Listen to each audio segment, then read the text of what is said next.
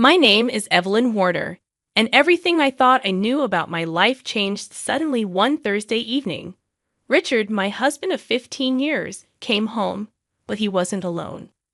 He had a young woman named Clara with him, holding onto his arm. Clara was only 23, and she looked smug, which felt strange in our home. Without any warning, Richard dropped a bombshell. He wanted a divorce.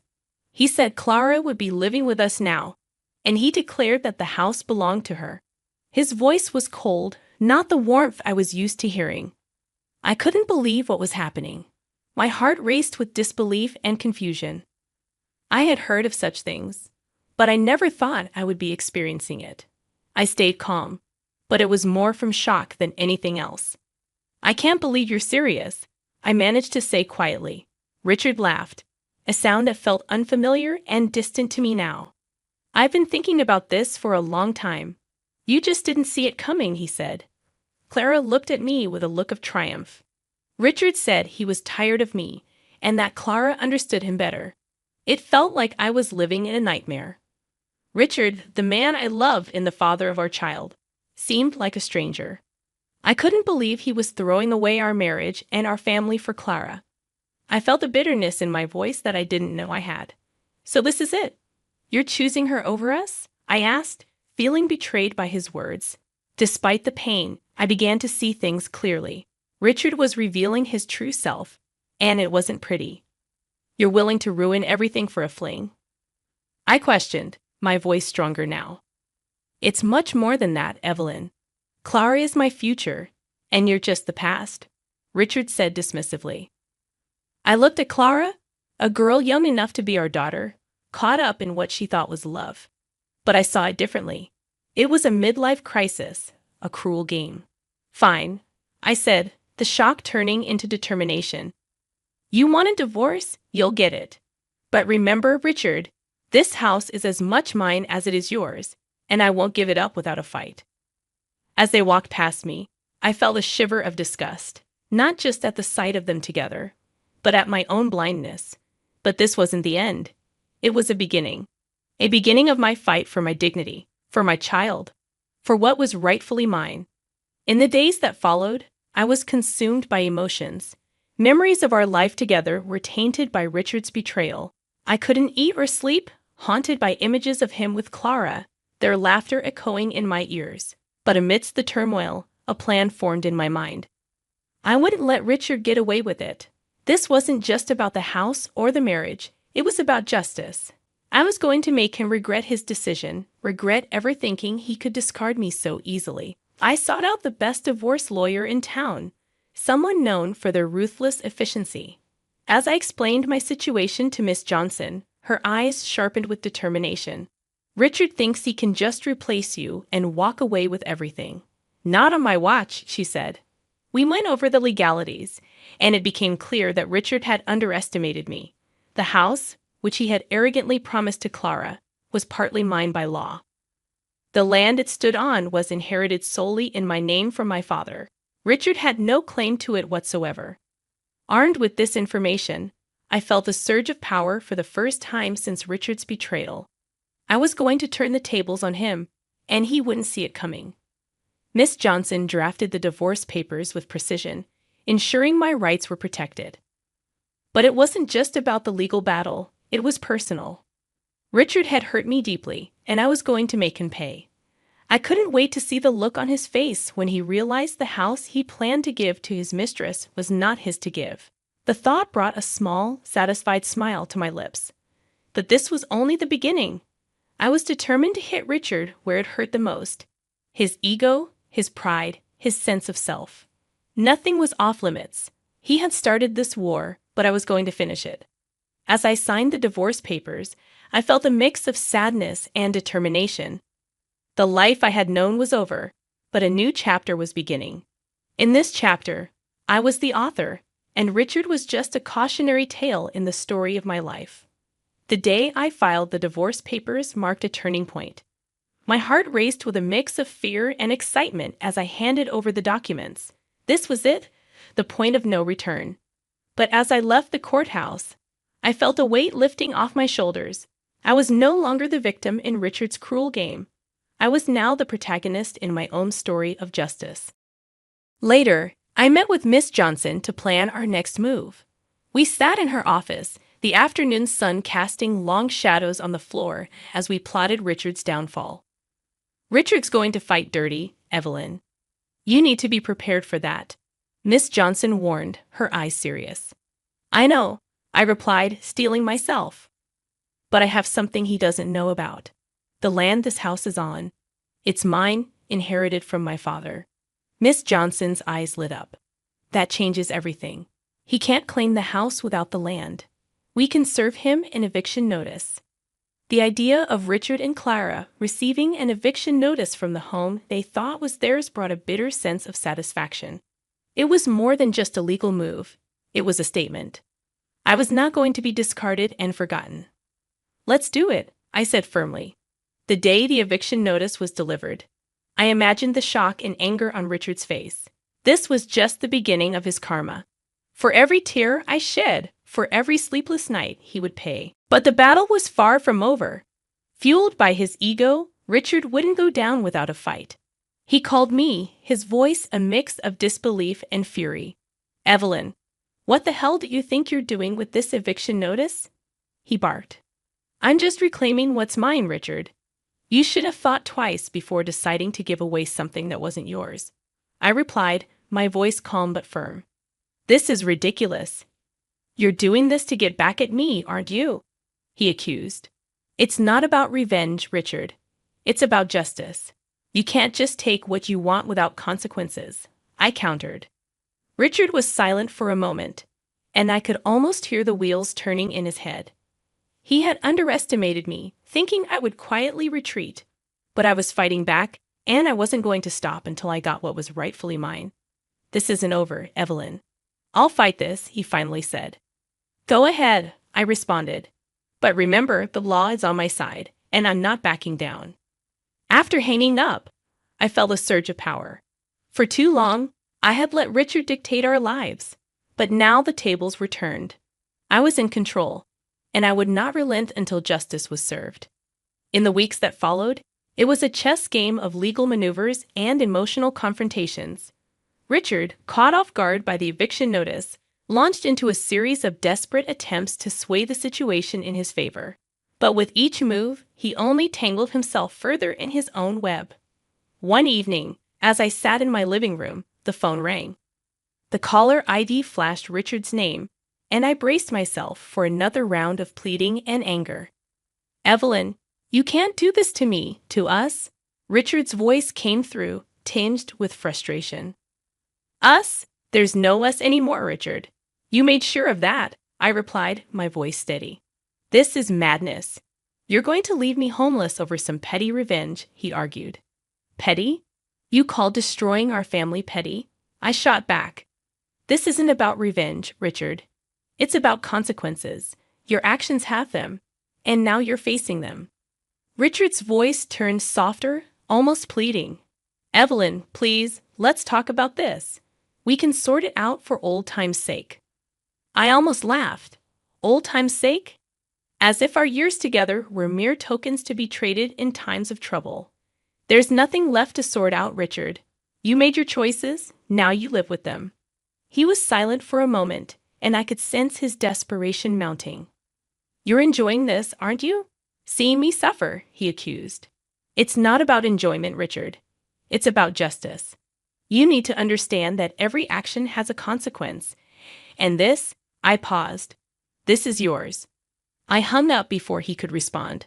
My heart was racing, but there was a sense of empowerment in standing my ground. For too long, I had let Richard dictate the terms of our life. But now the balance had shifted. I was no longer the passive wife he thought he could easily discard. In the following days, the reality of his situation seemed to dawn on Richard.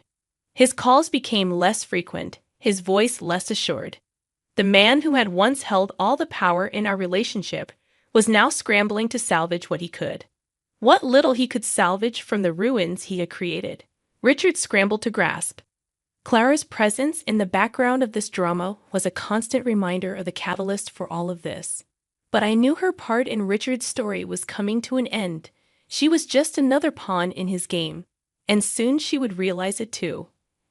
I lay awake at night, the silence of the house contrasting sharply with the chaos of my thoughts. But amidst the turmoil, there was a growing sense of clarity. I was doing the right thing, not just for me, but for our child. In this battle of wills, I was not just fighting for my rights, I was fighting for our future. As the legal battle intensified, Richard's veneer of control began to crack. The house he had intended to give Clara was slipping through his fingers, and with it, his imagined future. His desperation became more evident with each passing day. One afternoon, as I reviewed some documents from Miss Johnson, my phone buzzed with a message from Richard.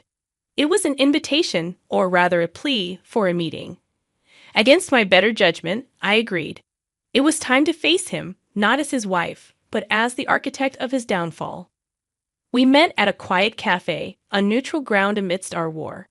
Richard looked haggard, the strain of the situation etching deep lines on his face. As he saw me, his expression shifted from relief to something darker. "Evelyn, thank you for coming. We need to sort this out," he started, his voice shaky. "Sort this out? You mean find a way for you to weasel out of the consequences?" I replied coldly. He leaned forward, his eyes searching mine. "I know I've made mistakes, but this is too much. You're taking everything from me, everything." "No, Richard. I'm taking back what's mine. You made your choice when you decided to betray our family. Now I'm making mine," I said firmly. Richard's frustration boiled over. "You're heartless. Do you enjoy seeing me like this, struggling, begging?" I met his gaze unflinching. "Heartless? You dare call me heartless after what you've done? This isn't about enjoyment, Richard. It's about justice. You can beg all you want, but it changes nothing." He slumped back in his chair, defeated. "So what? You're going to leave me homeless, ruin me? If that's what it takes for you to understand the gravity of your actions, then yes," I said. "You thought you could discard me without any repercussions. You were wrong." Richard looked away, the reality of his situation finally dawning on him. "What about Clara?" he asked, almost as an afterthought. "Clara? She's your concern, not mine. Though I doubt she'll stick around once she realizes there's nothing left for her." "Here," I replied as I stood up to leave. Richard reached out in a last-ditch effort to salvage something from the wreckage. "Evelyn, please," he pleaded. I pulled away. "Save your pleas, Richard. It's too late for that. You've made your bed, now you lie in it." Walking away from that cafe, I felt a surge of liberation. The chains of our marriage, once so constrictive, were now broken. I was free from Richard's betrayal, free to rebuild my life on my terms. In the wake of our meeting, Richard's attempts to sway the situation became increasingly frantic and futile. His calls, once demanding and arrogant, were now laced with desperation. The tables had turned, and he was slowly coming to terms with the magnitude of his mistakes. One evening, as I was preparing dinner, my phone rang. The familiar jingle brought an involuntary sigh. It was Richard again. Bracing myself, I answered. "Evelyn, you can't do this. We can talk about this. There has to be another way," Richard pleaded, his voice cracking. "Another way? After everything you've done, you think there's a way out for you?" I responded, my voice laced with incredulity. "It's not just about me. Think about our child, Evelyn. This affects them too," he argued, playing what he thought was his trump card. "Our child. The same child you so easily dismissed in your plans with Clara. No, Richard. This is about justice. This is about making sure our child knows that actions have consequences," I retorted. There was a pause on the other end, a silence filled with unspoken realizations. Richard had always underestimated me, but no longer. I was no longer the woman he thought he could control and manipulate. "You're going to regret this, Evelyn. You're pushing me too far," Richard said, his voice a mixture of anger and fear. "Regret? The only regret I have is not seeing your true colors sooner. You're not being pushed too far. You're just finally being held accountable," I shot back. Richard's frustration boiled over. "You think you've won, don't you? You think you can just take everything and leave me with nothing?" This isn't about winning or losing, Richard. It's about righting a wrong. You made your choices, and now you live with the consequences. It's that simple, I replied firmly. The call ended with Richard's defeated silence, a stark contrast to his usual bluster. He was finally feeling the weight of his actions, the cost of his betrayal. In the following weeks, the reality of Richard's situation became increasingly apparent. His financial resources dwindled, strained by legal fees and the loss of the house. Clara, ever the opportunist, began to distance herself, her affection waning as Richard's fortunes declined. The final court hearing was a formality, a legal stamp on what was already a foregone conclusion. As I stood outside the courthouse, the decree in hand, I felt an overwhelming sense of closure. Richard's downfall was complete, a direct result of his own actions. He had sown the seeds of his destruction, and I had merely ensured they grew. I turned my back on the courthouse, my heart lighter than it had been in months. The future lay ahead, undefined, but promising. I had fought for justice for myself and my child and emerged victorious. The months following the divorce and Richard's eviction from the house brought profound changes. Our home, once tainted by the shadow of betrayal, slowly transformed back into a sanctuary of peace and strength for me and our child. Each room was cleansed of Richard's presence, his memories replaced by new joyful ones. Richard's downfall continued in a downward spiral.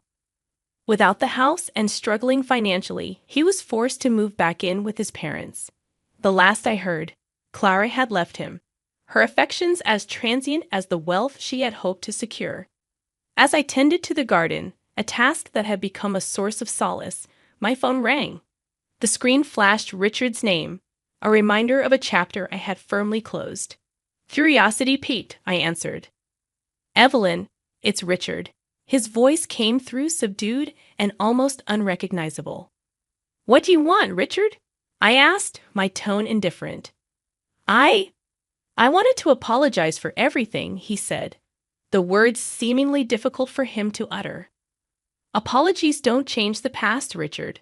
They don't undo the hurt, I replied calmly. I know, he admitted. I've lost everything, Evelyn. Clara's gone. I'm living with my parents. I've hit rock bottom. That was your doing, Richard. You made those choices, I stated plainly. There was a heavy sigh on the other end. I know. I thought you should know. I regret it, Evelyn. I regret it all. His words laden with remorse.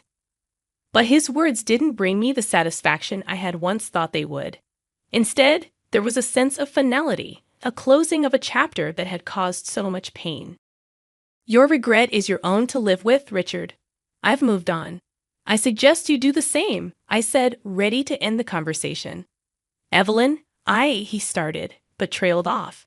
There's nothing more to say, Richard. Goodbye, I said, and hung up. As I put my phone away and turned back to my garden, a sense of peace washed over me. The past was behind me, and ahead was a life filled with possibilities, a life of my own making. The garden bloomed around me, a testament to new beginnings and growth. Our child laughed in the background, a sound that filled my heart with joy. This was my world now, one where betrayal and pain had no place. Richard's chapter in my life was over, but mine was just beginning. A chapter filled with strength, resilience, and the love of those who truly mattered.